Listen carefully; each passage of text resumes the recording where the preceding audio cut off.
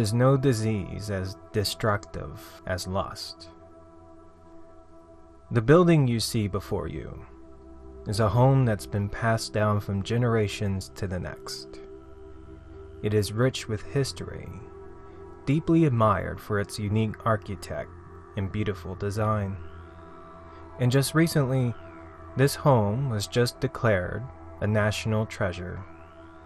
And it was all because of the pride of a man who was born, raised, and now lives within this very home.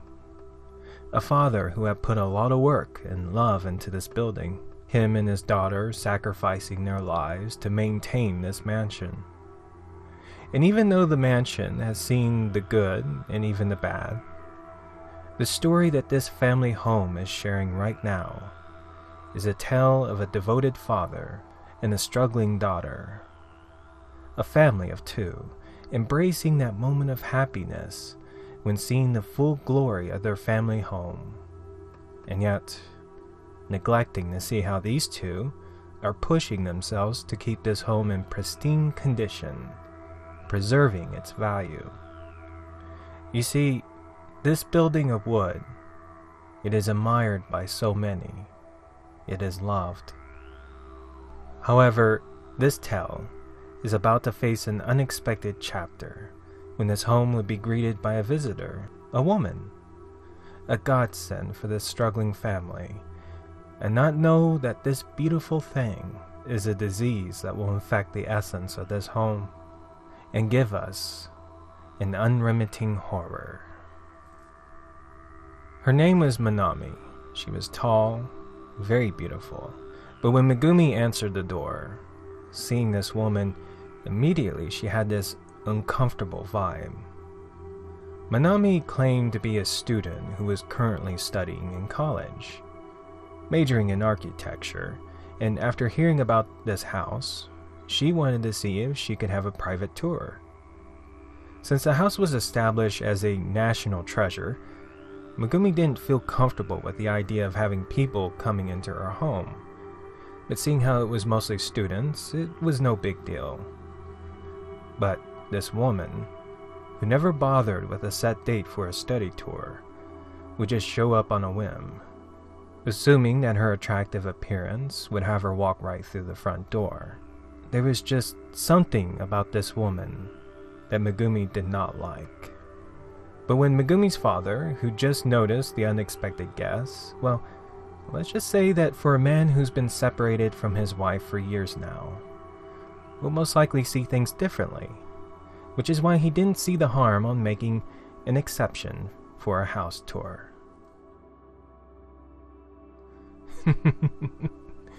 Well, let's just say that out of all the visitors and people who have taken a tour into this house, this Manami was something that Megumi's father did not expect. Oh, he found her very beautiful, but also very weird. Not like the college students or city officials he normally deals with. Of course, she loved the mansion, but had a bizarre way of expressing her fascination in a rather erotic way. She found it alluring, its interior, the pillars, as a sign of masculinity. Normally, people will find this unsettling. A woman who isn't shy from expressing herself within a sexual nature in the most unnatural way. But for a single father, a man who has never felt the loving touch of a woman in years, who had spent his long years tending to this house, he was oblivious to the warning signs. In fact, Mr. Okada was completely helpless when Manami would be bold enough by requesting to spend a short period of time living in this home as a guest, so she could have a better understanding of this house. Normally, Mr. Okada would find this unacceptable, but with the feelings he was having for this woman, the way she would express herself, a forbidden way of healing a man's lonely soul, how can Mr. Okada turn down this woman's request? Yes, it is unacceptable for somebody to spend overnight. However, it is also something that can be done.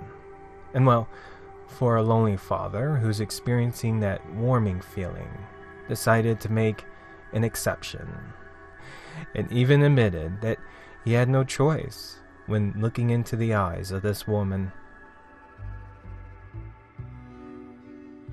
Of course, Megumi was definitely not happy with her father's choice. And yes, she understood why her father would do such a thing, but was more furious that this woman would just charm her way into the house, seduce her father with erotic behavior, and just abruptly request to stay here. Basically, Megumi felt that the woman was a creep. The way she would touch the walls, saying alluring things while looking at her father with those seducing eyes. There was definitely something wrong with her. And even though Megumi's father completely dismissed his daughter's concerns and outrage, he did make a good point with this decision. You see, Manami would stay for a period of time, within one of the spare bedrooms on the second floor, and in return she would do the chores and tend to his and Megumi's needs. This is a big house, a national treasure with only a family of 2 tending to it. It's a lot of work. And with Manami, she would be a huge benefit to this house, to help with the household chores and give Megumi enough time for her to focus with her studies. And well, Megumi cannot argue with that. However, to fully agree with this, she had to make sure her father will be safe, that nothing will come of this. No strange relationships will come from that lady, which of course her father agreed. It's outrageous to think that something like that will ever happen. And well, when Manami moved in, let's just say that things had lightened up within this home. Like a void was filled within this small family. As promised, Manami tended to the household chores and more. She would spoil this family with magnificent dinners, literally sacrificing her time to the needs of this family. And in time, Megumi's perception of Manami improved, and Mr. Okada and his daughter began to accept her as part of the family. And well, reluctantly, Megumi began dwelling on the thoughts of her father marrying this woman, but seeing her father feel truly happy. That's all it was, just a dwelling thought. And well, in time, that thought would become a reality when Megumi's father and Manami begin starting a relationship and become husband and wife.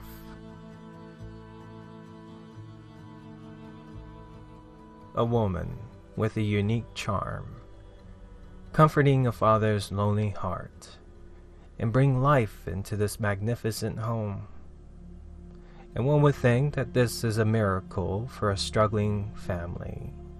Except Megumi still felt that there was something off about all of this. Regardless of Manami's warming nature, Megumi still retained her feelings that there was something wrong with this woman. It just seems too good to be true. A stunning woman who just suddenly showed up one day with claims of being into architect, and yet never talks about the subject or her school, shares nothing about her past, no friends or family, and then she ends up finding herself becoming part of this family.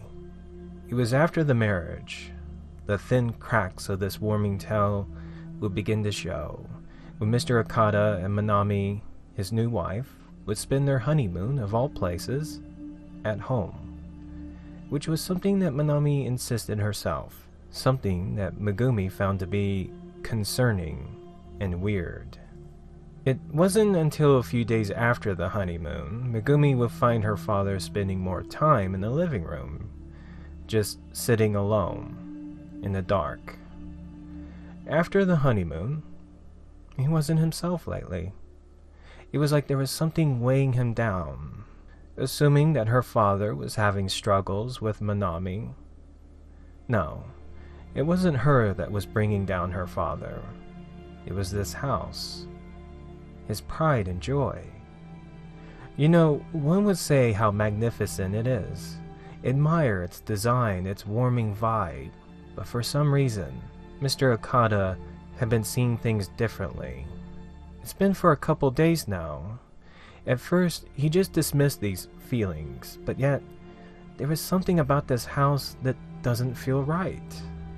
And even though one cannot see the difference, no change nor sign of deterioration, Mr. Okada just knows that there is something wrong when noticing how the absence of life within this building. Mr. Okada just can't help but feel that this was not the same home he had once loved. Somehow it was drained of its warming nature, corrupted by some unseen force. And when Megumi went to the second floor, hopefully have a better understanding of her father's strange behavior, Megumi did not expect that she would find herself witnessing something truly bizarre and uncomfortable. The very moment where Megumi would regret her meddling, and yet glad that she would have a better understanding of this woman, confirming the inner feelings she had for Manami. There is definitely something wrong with this woman. She's a creep. Inside her darkened room, Manami was nude, on the floor as if she was performing a ritual of some sort, rubbing her nude body on the wooden floor, erotically making her way up against the wall, as if Manami was pleasuring herself when she kept pushing her body up against the wall, hearing the pleasuring moans. It was like Manami was having intimacy with the house. A bizarre and disgusting act implanted into Megumi's mind. The lewd acts of a woman performing her disgusting act under the same roof. Enraged that she was violating the very home she was born and raised in, hearing the faint sounds echoing from her mind and heard through the walls, coming from Manami's room, cringing at the horrors of knowing what that woman was doing. It should be obvious why Megumi was being deprived from a peaceful night of rest. And yet, the bizarre twist of this tale was about to face an unremitting horror, when then horrid sounds would come with pounding against the walls, growing louder by the minute, the house creaking, the crunching sounds of splintering wood, and the inhuman moans that would haunt this family home with its disgusting and sexual desire, growing louder and louder by the minute, before the foul stench began lingering in the air. And when Megumi finally got up to investigate the strange occurrence, which brought her down to the first floor, where the noises and sounds began to grow to the point where the whole house was now trembling like an earthquake, and when finding her father in the living room, on his knees, frantically scrubbing the floors, oblivious to the foul stench, the sounds, and trembling around him, Megumi trying to stop her father from scrubbing the floors, bring him back to his senses. The man was too fixated on cleaning the floors to even care what was happening. Somebody was cruel enough to desecrate these floors. Why would somebody be sick enough to put graffiti on a national treasure? And watching her father putting all his effort on removing the strange graffiti that was desecrated on the living room floor, it took Megumi a moment, having herself a good look at what her father was scrubbing, what was really on the floor, which did not look like graffiti. It was a giant eye. In fact, the whole floor was covered with these strange-looking eyes. And when seeing the eye her father was scrubbing move and blink and look right at Megumi, that was when the floors, the living room, the entire house began to come alive. It was like an unknown force was turning reality into a twisted nightmare. Megumi and her father witnessing the hellish event unfold as the floors, pillars, walls, ceiling, the entire house moving as if it was a creature of some sort. Immediately, Megumi was overwhelmed with disgust and horror, with the eyes moving everywhere, like an abnormal monstrosity. and the foul stench growing stronger. And yet, Mr. Okada cared very little for the morbid horrors of this event. The poor man was now on his knees, horrified by what became of this house, his pride and joy violated, desecrated, completely ruined. And he knew it was because of that woman, the way she was with the house, seducing it with her erotic charms, corrupting it with her foul touch. And when Megumi would overhear the broken laughter above, looking up to find Manami hanging on one of the support beams, except she was different. Her body was wooden, and her inhuman eyes, laughing hysterically while performing her lewd act on the house. This nightmare was too much for Megumi, and that is when she would faint.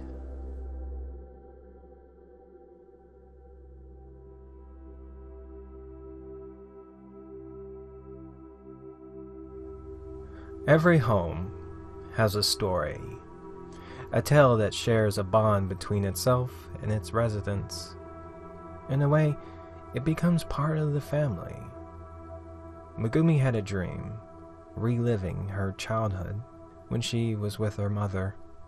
So many warming memories, a loving home with a happy family. It's because of those memories of her mother before she left. Megumi had always held a special connection with the house, but like every dream, it's always a painful experience when you find yourself waking into a nightmare. When Megumi had awakened, it was already morning, and the house was nothing but a shriveled, petrified mockery of what it once was, and with her grief-stricken father pouring gasoline over the place, vowing to burn the damn place down. Thankfully, Megumi was able to reach out to her father, bring the frantic man to his senses, and together they would leave the ruined house behind. As a result of the incident, both Megumi and her father no longer lived within the remains of their home. Instantly, the house ended up losing its value, and for special reasons, it was no longer declared as a national treasure. As to what happened to Manami, it's not clear if she fled the house after getting tired of it, or if she fused with it. Whatever she was sick. The woman lusted for houses and mansions, and in time, the house returned those feelings. And now this home, which had seen generations of family, so many heartwarming memories, ruined, completely destroyed, all because of how it was corrupted by the touch of desire, a woman's lust.